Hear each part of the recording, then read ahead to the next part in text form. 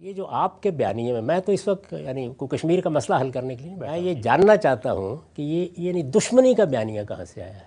بھئی تنازع ہو گیا، اس تنازع میں تنازع کا مطلب کیا ہوتا ہے؟ تنازع کا مطلب ہے کہ ایک جائیداد ہے مثال کے طور پر، یا ایک معاملہ ہے، اس میں میرا بھی ایک موقف ہے، آپ کا بھی ایک موقف ہے، اس موقف کو ہم بیان کریں گے، اس پہ گفتگو کریں گے، بات کریں گے۔ اس میں لفظ دشمنی یعنی اس وقت مجھے جس پہ گفتگو کرنی ہے وہ یہ نہیں کہ تنازع کیا ہے، تنازع اور اختلافات تو ہیں اور ان تنازعات کے حل بھی تلاش کیے جا سکتے ہیں، لیکن تنازع اور چیز ہے، وہ میرے اور آپ کے درمیان ہو سکتا ہے، باپ اور بیٹے کے درمیان ہو سکتا ہے۔ دشمنی کیسے ہوگی؟ دوسروں کا نقطہ نظر یہ تھا مسلمان یا مسلمانوں کی قیادت بتدریج پہلے مرحلے میں ایسا نہیں تھا، اس نتیجے تک پہنچی کہ نہیں یہ ہماری ضرورت ہے، اس پر اتفاق نہیں ہو سکا۔ یہ دو نقطہ ہے نظر کا اختلاف تھا، جب اس پہ اتفاق نہیں ہو سکا تو تقسیم پر راضی ہو گیا۔ تو ازلی ابدی دشمنی کا تو کوئی سوال نہیں تھا، ایک نزاع واقع ہوئی، اس میں یہ نقطہ نظر تھے، اس پر اب ہم اس پہ گفتگو نہیں کرتے کہ کس کا موقف درست تھا کس کا غلط تھا۔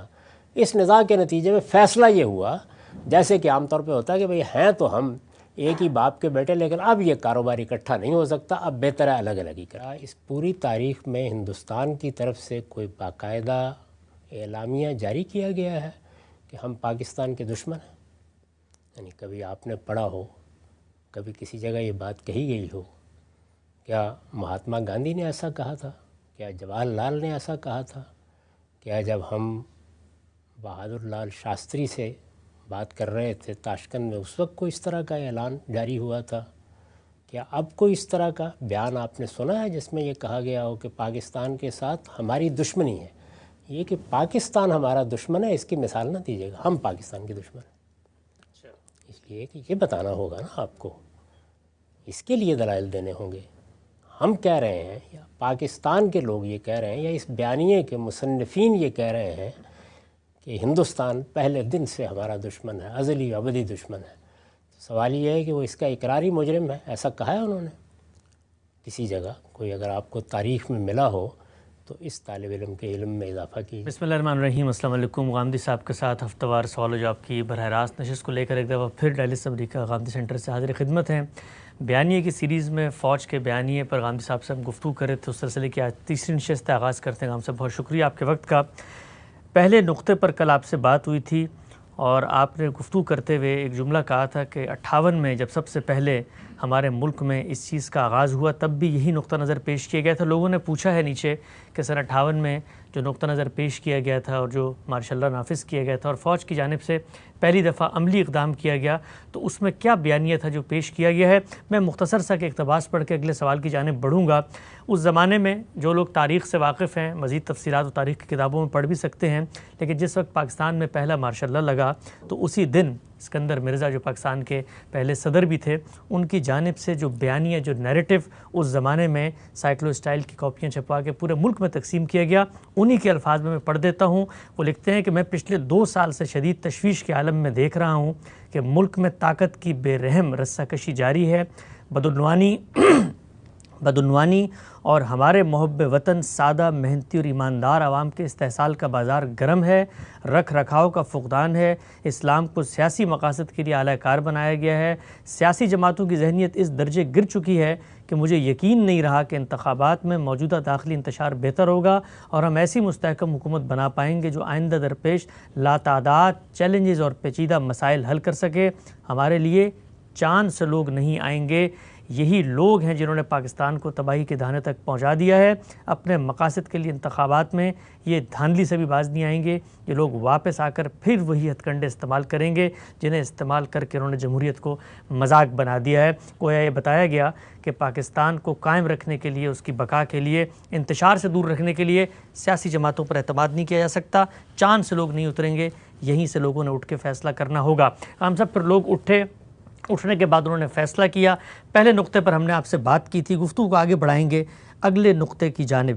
یہ جو نقطہ ہے دوسرا، اس پر کچھ کہنے کی ضرورت نہیں ہے، ہم جب سے پیدا ہوئے ہیں اس طرح ہمارے عقائد کے کچھ اجزاء ہیں، اسی طرح ہمارے پاکستانی ہونے کے بھی اجزاء میں یہ بات شامل ہے۔ ہم بچپن سے کتابوں میں پڑھتے چلے آئے ہیں کہ ہمارے ملک کا ایک ازلی ابدی دشمن ہے، اور وہ دشمن ہے کہ جس کے ساتھ کبھی بھی ہماری وفاداری اور دوستی کے تعلقات قائم نہیں ہو سکتے۔ دوسرا نقطہ کیا تھا پڑھ دیتا ہوں۔ تقسیم کے وقت سے اب تک پاکستان کا ایک حصہ بھارت کے قبضے، تسلط اور ظلم میں ہے، جہاں مظلوم کشمیریوں کو بھارت کے مظالم سے بچانا ہماری ذمہ داری ہے۔ بھارت اس لحاظ سے براہ راست ہمارا دشمن ہے۔ یہ دشمنی 2 جنگوں اور پھر پراکسی وار کے اس طریقے پر ہر سطح پر واضح ہو چکی ہے، لہٰذا اس سے دوستانہ تعلقات قائم نہیں کیے جا سکتے، اور جو کوئی ایسے کرتا ہے وہ دراصل ملک سے وفادار نہیں ہے۔ ایک ایک نقطے کو الگ الگ چاہتا ہوں ہم سب تحلیل کریں۔ کہا جاتا ہے کہ 2 قومی نظریہ تھا، ملک الگ ہوا، ہم نے اسلام کے نام پہ ملک بنایا، وہ لوگ چاہتے تھے وہاں پر کہ ہمیں نہ رہنے دیں، ہمارے دین پر ہم عمل نہ کر سکیں، ملک بنایا، ملک کو انہوں نے تسلیم نہیں کیا، جنگیں چھیڑیں، اب وہ ہمارا دشمن ہے، وہ خود کہہ رہا ہے دشمن ہے، عمل سے واضح ہو گیا دشمن ہے، تو اب دشمنی کے اس تعلق کو قائم رکھ کے آگے بڑھا جا سکتا ہے نا، اس سے دوستی کیسے کی جا سکتی؟ میں اس پر تو ذرا آگے جا کے گفتگو کروں گا جب یہ باقاعدہ ایک نقطے کے طور پر زیر بحث آئے گا کہ ملک کیوں بنایا گیا اور اس کے پس منظر میں کیا ضرورتیں کار فرما تھیں، ایسا کیا ہوا کہ ہندوستان متحدہ نہیں رہ سکا۔ یہاں دشمن کے بیانیے پر گفتگو کر لیتے ہیں تاکہ توجہ کا پوری طرح ارتکاز رہے۔ ہم جب یہ کہتے ہیں کہ فلاں شخص یا فلاں قوم میری دشمن ہے تو اس کی 3 ہی صورتیں ہو سکتی ہیں۔ فرد کے بارے میں یہ کہیں یا قوم کے بارے میں کہیں یا کسی جماعت کے بارے میں کہیں۔ ایک صورت یہ ہو سکتی ہے کہ آسمان سے وحی آ رہی ہے، اللہ تعالیٰ نے بتا دیا کہ فلاں قوم یا فلاں شخص کے ساتھ تمہاری دشمنی ہو گئی۔ یہ آپ کے علم میں ہے کہ اللہ تعالیٰ نے سیدنا ابراہیم کو جب وہ اپنے باپ کے لیے استغفار کر رہے تھے تو یہ بتایا کہ وہ تو میرا اور تمہارا دشمن ہو چکا ہے۔ اسی طرح کا معاملہ مشرکین عرب کے بارے میں زیر بحث ہے، وہاں بھی جو الفاظ استعمال کیے ہیں وہ ہے کہ عدوی و عدوکم، میرے اور تمہارے دشمن ہو گئے ہیں یہ لوگ۔ یہ تو اللہ تعالیٰ کا معاملہ ہوا۔ ایک صورت یہ ہو سکتی ہے، یہ آپ جانتے ہیں کہ اس کا دروازہ بند ہو گیا۔ اللہ تعالیٰ براہ راست بتایا کرتے تھے رسالت میں آپ صلی اللہ علیہ وسلم پر نبوت ختم ہو گئی، لہٰذا اس کا تو اب کوئی امکان نہیں۔ دوسری صورت یہ ہے کہ آپ کا مخاطب خود کہے کہ میں تمہارا دشمن ہوں۔ میرے اور آپ کے درمیان اگر فرض کیجئے کہ دشمنی کا تعلق ہے اور میں نے آپ کے بارے میں یہ کہہ دیا ہے کہ آج سے ہم ایک دوسرے کے دشمن ہوں گے، تو یہ علانیہ دشمنی ہے، یعنی ایک بیان ہے جو سامنے آ گیا ہے۔ یہ ایسے ہی ہے کہ جیسے کوئی آدمی کسی جرم کا اعتراف کر لے تو اس کے بعد تو شہادتوں کی ضرورت نہیں رہتی، باقی عدالت میں گیا اور میں نے جا کے اعتراف کر لیا کہ میں چور ہوں، تو اب تو عدالت سزا دے گی، ظاہر ہے زیادہ سے زیادہ میرے اس بیان کی تحلیل کر لے گی۔ تیسری صورت یہ ہے کہ کسی معاملے میں فرد ہو یا جماعت یا قوم ایسے واضح شواہد سامنے آ جائیں کہ جن کی بنیاد پر آپ یہ کہیں کہ ان شواہد کے ہوتے ہوئے تو کوئی شبہ ہی نہیں ہے کہ فلاں شخص یا فلاں قوم یا فلاں گروہ میرا دشمن ہے۔ 3 ہی صورتیں ہوں گی نا۔ تو یہ آپ جانتے ہیں کہ تو پہلی میں نے عرض کر دیا کہ پیغمبروں کے ساتھ ختم ہو گئی، نبوت ختم ہو گئی۔ کیا اس میں ہندوستان کی طرف سے کوئی باقاعدہ اعلامیہ جاری کیا گیا ہے کہ ہم پاکستان کے دشمن ہیں؟ یعنی کبھی آپ نے پڑھا ہو، کبھی کسی جگہ یہ بات کہی گئی ہو؟ کیا مہاتما گاندھی نے ایسا کہا تھا؟ کیا جواہر لال نے ایسا کہا تھا؟ کیا جب ہم بہادر لال شاستری سے بات کر رہے تھے تاشکند میں اس وقت کوئی اس طرح کا اعلان جاری ہوا تھا؟ کیا اب کوئی اس طرح کا بیان آپ نے سنا ہے جس میں یہ کہا گیا ہو کہ پاکستان کے ساتھ ہماری دشمنی ہے؟ یہ کہ پاکستان ہمارا دشمن ہے اس کی مثال نہ دیجیے گا، ہم پاکستان کے دشمن ہیں۔ اس لیے کہ یہ بتانا ہوگا نا آپ کو، اس کے لیے دلائل دینے ہوں گے۔ ہم کہہ رہے ہیں یا پاکستان کے لوگ یہ کہہ رہے ہیں یا اس بیانیے کے مصنفین یہ کہہ رہے ہیں کہ ہندوستان پہلے دن سے ہمارا دشمن ہے، ازلی ابدی دشمن ہے۔ سوال یہ ہے کہ وہ اس کا اقراری مجرم ہے، ایسا کہا ہے انہوں نے کسی جگہ؟ کوئی اگر آپ کو تاریخ میں ملا ہو تو اس طالب علم کے علم میں اضافہ کیجیے۔ اس کے بعد ایک ہی صورت باقی رہ جاتی ہے کہ شواہد پیش کریں۔ تو اب یہ آپ کا امتحان ہے، اس کے شواہد پیش کریں۔ میں ایک ایک کی تحلیل کر کے بتاتا ہوں کہ ان کی کیا حقیقت ہے۔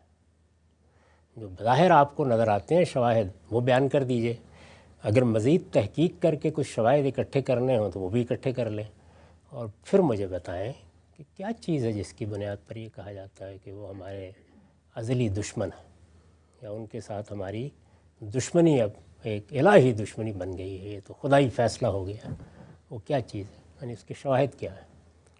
یہ تو میں جانتا ہوں کہ مسلمانوں کے اور ان کے درمیان، یعنی ہندوؤں کو کہہ لیں نا زیادہ سے زیادہ، وہ ان کی اکثریت کا ملک بنا ہے، تو ان کے درمیان سیاسی اختلاف ہوا، یہ مجھے معلوم ہے تاریخی طور پر۔ اور یہ سیاسی اختلاف جب ہوا تو اس وقت کیا ازلی و ابدی کوئی دشمنی تھی جس میں یہ اختلاف ہوا تھا؟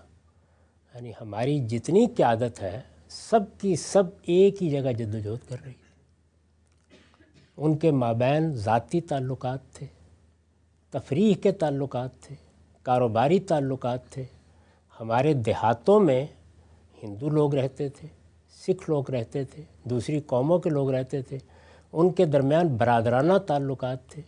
میں خود جس گاؤں سے تعلق رکھتا ہوں وہ ایک بڑا قصبہ تھا، اس میں ساری تجارت اور بازار کے سب معاملات ہندو بنیوں ہی کے ہاتھ میں تھے۔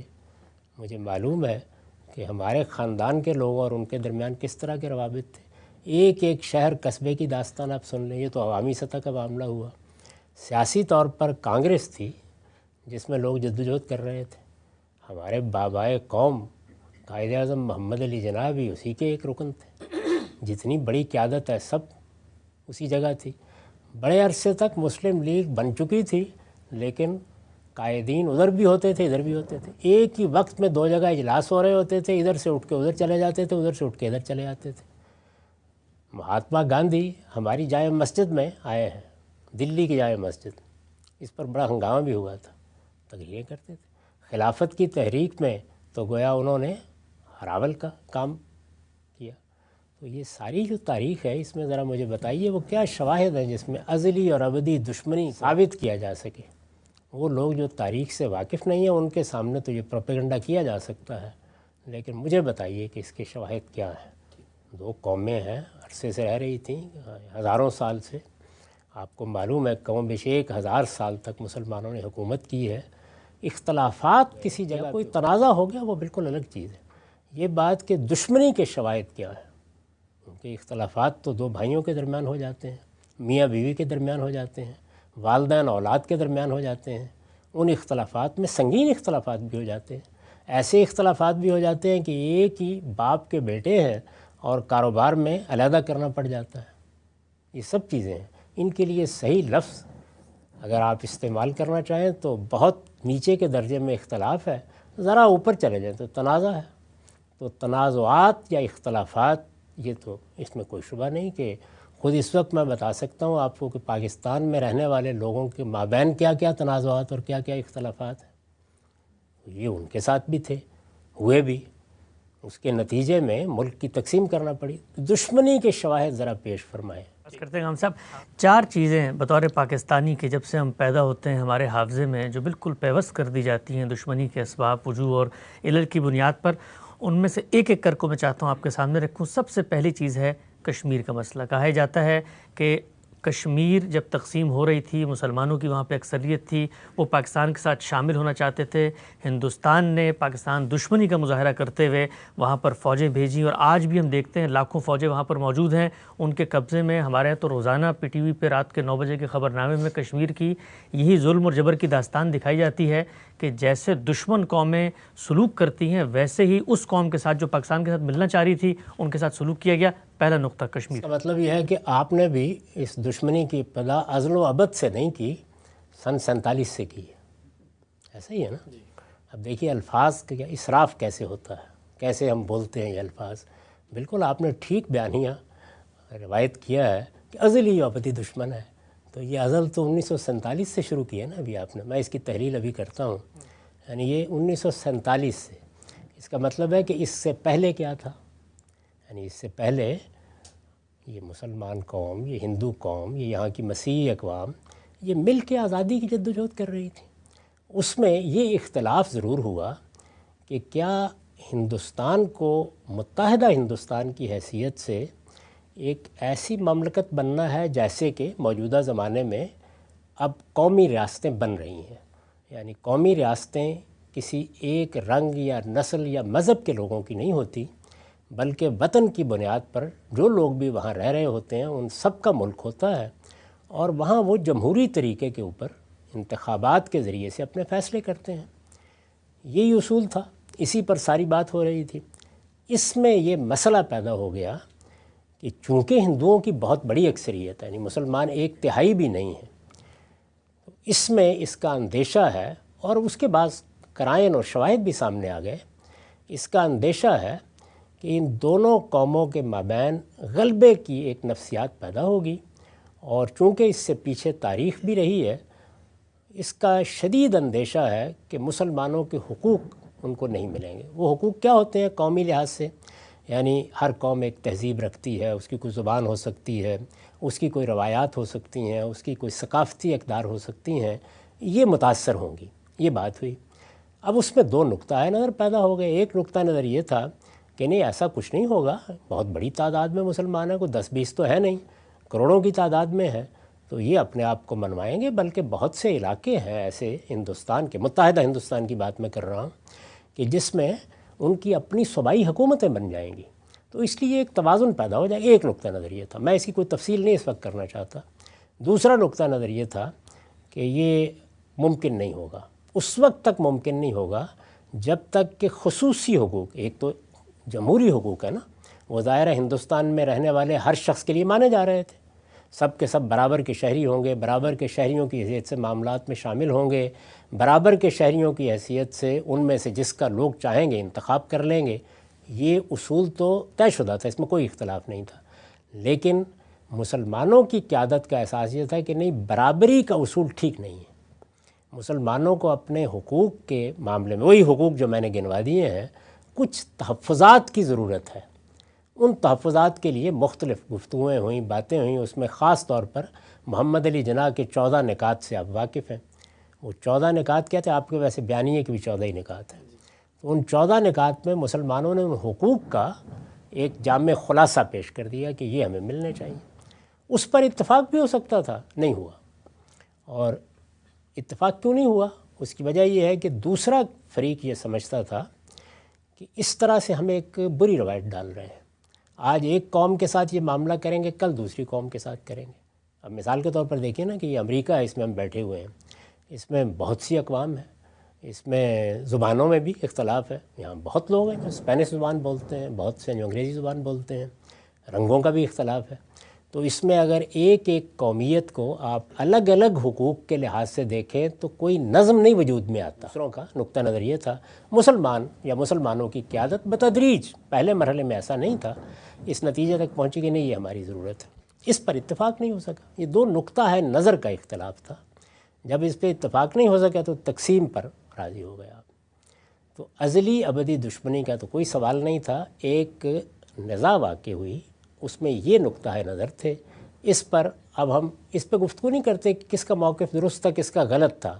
اس نزاع کے نتیجے میں فیصلہ یہ ہوا، جیسے کہ عام طور پہ ہوتا ہے کہ بھئی ہیں تو ہم ایک ہی باپ کے بیٹے، لیکن اب یہ کاروبار اکٹھا نہیں ہو سکتا، اب بہتر ہے الگ الگ ہی کر۔ بہت سلیقے کے ساتھ جس کو قائد اعظم نے بیان کیا کہ ہم تو ایسے تعلقات کی توقع رکھتے ہیں جیسے کینیڈا اور امریکہ کے تعلقات ہیں، یہ قائد اعظم کے الفاظ ہیں۔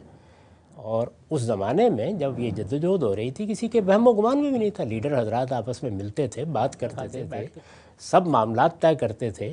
آپ پوری تاریخ کا مطالعہ کر لیں، اس میں یہ طے ہو گیا۔ جب ظاہر ہے کہ اس طرح کی علیحدگی ہوتی ہے تو ایک خاندان میں بھی ہو تو کچھ تلخی آ جاتی ہے، طبائع میں آ جاتی ہے، گفتگوؤں میں آ جاتی ہے، لیکن اتنی ہی دنیا کے نزاعات میں آتی ہے۔ تو ایک تو یہ پس منظر میں نے خود بتا دیا کہ اگر کوئی دشمنی کہیں سے برآمد کرنی ہے اس کے اندر سے تو ابھی کر لیں پہلے، تاکہ ہم سن 47 پر اطمینان کے ساتھ آ سکیں۔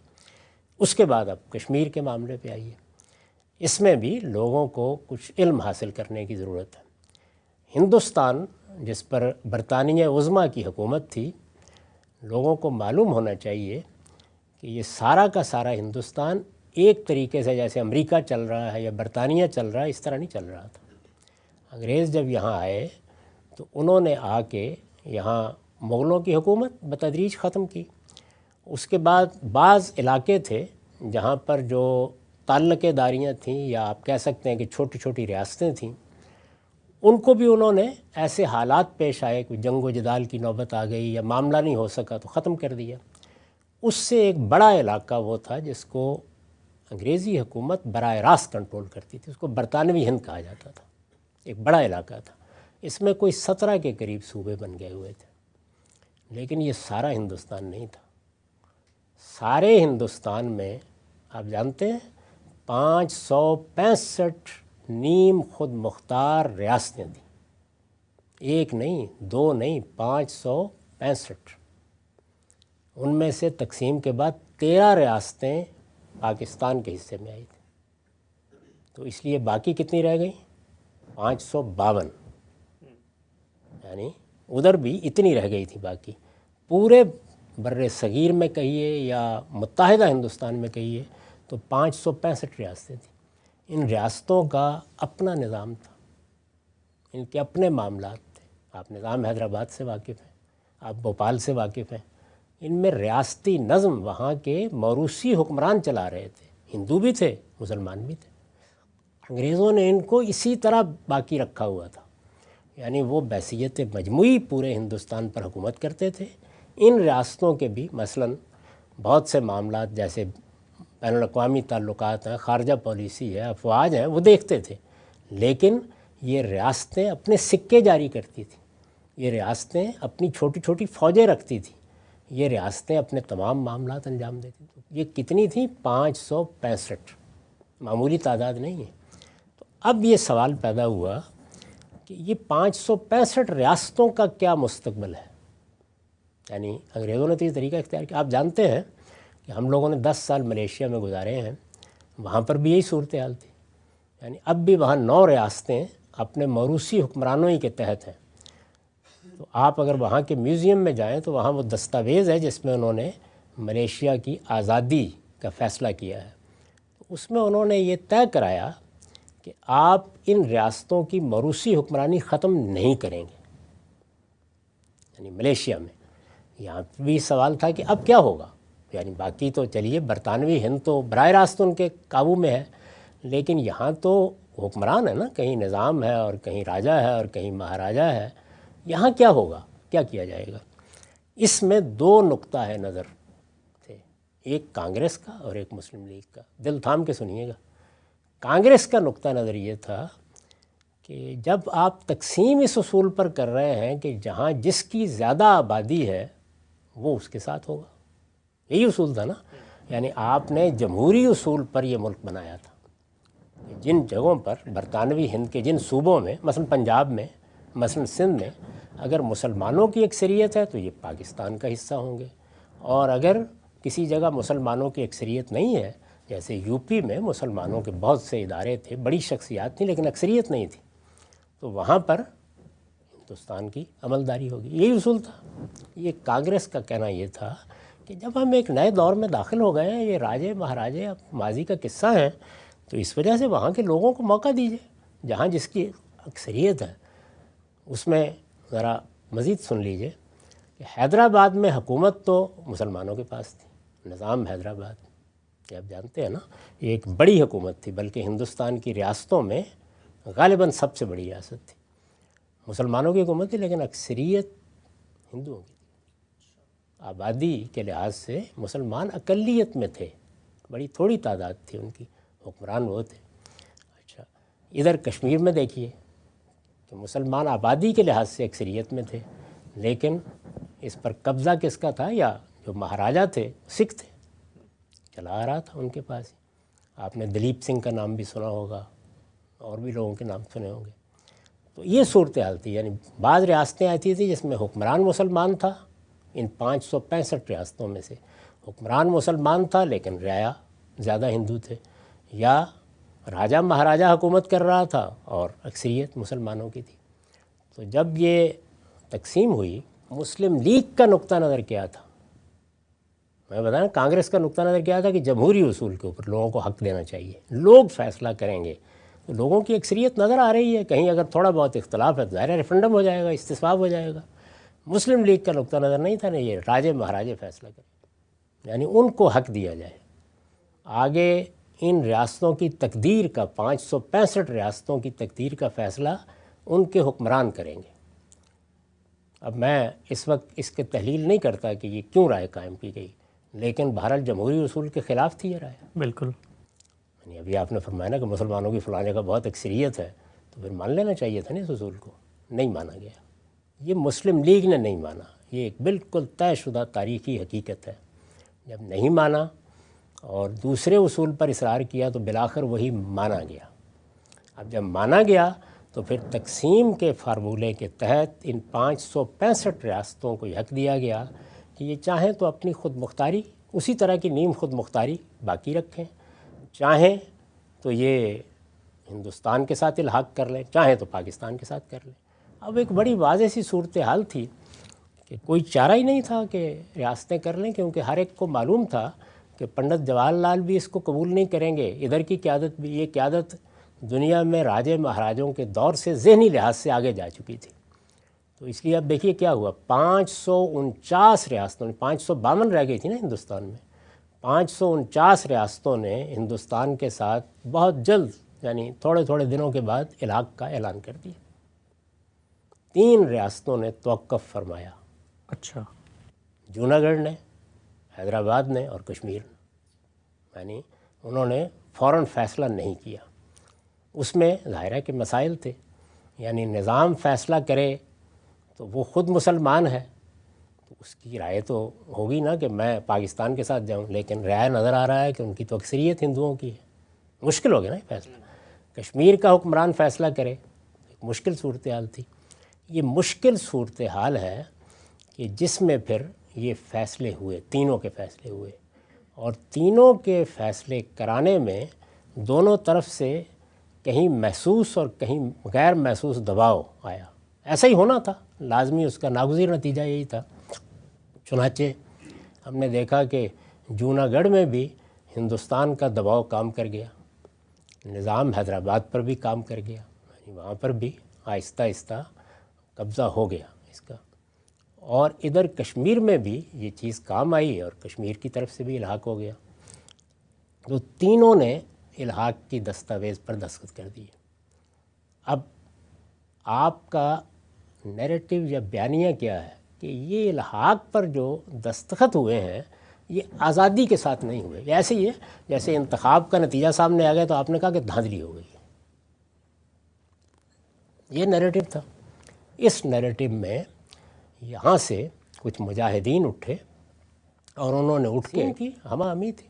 یعنی ابھی کوئی افواج نے اس طرح سے کنٹرول حاصل نہیں کیا تھا. ظاہر ہے ہماری سرحدیں ملتی تھیں بالکل اسی طرح جیسے حیدرآباد کو ہندوستان چاروں طرف سے گھیرے ہوئے تھا. وہاں ان کی افواج کو بھی اور پولیس کو بھی ایکشن کرنے میں کوئی زیادہ مشکل پیش نہیں آئی. ادھر سے ہمارے ہاں سے مجاہدین سے کہا گیا کہ اب قبضہ کر لو کشمیر پر. اور اس میں ظاہر ہے کہ ہماری اس وقت کی جو کچھ بھی افواج میں لوگ تھے انہوں نے بھی کردار ادا کیا. اس کے نتیجے میں 1/3 کشمیر پر پاکستان کا قبضہ ہو گیا. اسی کو آپ آزاد کشمیر، گلگت اور بلتستان کہتے ہیں. کم ہو گئے جنگ کے نتیجے میں. یعنی اس کو کیا کہیں گے آپ؟ یعنی اس وقت تو ابھی ہندوستان کی فوج تو ہے ہی نہیں سامنے. جو تھوڑی بہت اس طرح کی قوتیں ہوتی ہیں جو کنٹرول کر رہی ہوتی ہیں، تو آپ داخل ہوئے تو آپ نے قبضہ کر لیا. جب ہندوستان کی فوج وہاں اتری اس الحاق کی دستاویزات کے پس منظر میں، تو پھر اس کے بعد انہوں نے آگے نہیں بڑھنے دیا. یہ ہو گیا. اب یہ اس وقت کی صورتحال میں ہو گیا. یعنی چونکہ 47 کی صورتحال ہے، تقسیم کا موقع ہے، ایک طرح کا معاملہ ہوا، تو یہ اب ایک تنازع بن گیا. یعنی اس تنازع کو اب حل ہونا چاہیے. اس میں اقوام متحدہ میں آپ نہیں گئے تھے، ہندوستان گیا تھا اور یہ کہہ کے گیا تھا کہ ہمارے علاقے پر انہوں نے معاہدات کی خلاف ورزی کر کے قبضہ کیا ہے. آپ کو یاد ہے کہ یہ تاریخی واقعہ کہ مولانا سید ابو اللہ صاحب مودودی نے اس وقت یہ کہا تھا کہ یہ جو کچھ بھی حملہ کیا گیا ہے یہ شرعی لحاظ سے ناجائز حملہ ہے. اس پر بہت بڑے پیمانے پر پروپیگنڈے کا ایک طوفان اٹھا تھا کہ ظاہر میں تو آپ معاہدات کے پابند ہیں نا، جب تک آپ اعلانیہ ان کو نہیں توڑ دیں گے اس وقت تک یہ کیسے ہو سکتا ہے. یہ ان کا نقطہ نظر تھا. تو بہرحال یہ ہوا. میں اس وقت کسی چیز کی تصویب یا تردید نہیں کر رہا. اس سے ایک تنازع پیدا ہوا. اس میں ازلی یا ابدی دشمنی کہاں سے آ گئی؟ یا مجھے بتائیے دشمنی ہے کیسا؟ بھائی تنازع تو کسی جگہ بھی ہو سکتا ہے. دوسرا کہہ سکتا ہے کہ آپ نے زیادتی کی، آپ کہہ سکتے ہیں زیادتی کی. لیکن یہ اصول تو آپ ہی نے مانا تھا کہ راجہ مہاراجہ فیصلہ کریں گے. تو اس میں مسلمانوں کی اکثریت اور یہ معاملات کہاں سے آپ کے इस بیانیے کا حصہ بن گئے۔ لیکن جب مثلا اقوام متحدہ آپ استصواب سے، تصویب سے، لوگوں کی رائے سے، ریفرینڈم سے فیصلہ کر لیں، تو ہم تو آج تک یہی کہتے ہیں کہ اقوام متحدہ کی قراردادوں کے تحت لوگ فیصلہ کریں کشمیر کے، وہاں کے لوگ تو کھڑے ہوئے ہیں پاکستان کے ساتھ، لیکن ہندوستان ان کو فیصلہ ہی نہیں کرنا دیتا۔ یہ تو بعد میں پنڈت جواہر لال نہرو نے اقوام متحدہ میں خود پیشکش کر دی کہ ہم استصواب کرا دیں گے، آپ نے تو یہ اصول مانا ہی نہیں تھا۔ کیوں نہیں کراتے ہندوستان؟ یہ تنازع ہوا نا، یعنی کیوں استصواب نہیں ہوا، کیا معاملہ ہوا، یہ جو آپ کے بیانیے میں تو اس وقت یعنی کشمیر کا مسئلہ حل کرنا، میں یہ جاننا چاہتا ہوں کہ یہ یعنی دشمنی کا بیانیہ کہاں سے آیا ہے؟ بھئی تنازع ہو گیا، اس تنازع میں، تنازع کا مطلب کیا ہوتا ہے؟ تنازع کا مطلب ہے کہ ایک جائیداد ہے مثال کے طور پر، یا ایک معاملہ ہے، اس میں میرا بھی ایک موقف ہے، آپ کا بھی ایک موقف ہے، اس موقف کو ہم بیان کریں گے، اس پہ گفتگو کریں گے، بات کریں گے۔ اس میں لفظ دشمنی، یعنی اس وقت مجھے جس پہ گفتگو کرنی ہے وہ یہ نہیں کہ تنازع کیا ہے، تنازع اور اختلافات تو ہیں اور ان تنازعات کے حل بھی تلاش کیے جا سکتے ہیں، لیکن تنازع اور چیز ہے، وہ میرے اور آپ کے درمیان ہو سکتا ہے، باپ اور بیٹے کے درمیان ہو سکتا ہے، دشمنی کیسے ہو گئی؟ وہ مجھے بتائیے نا، دشمنی کی بنیاد ذرا واضح کریں۔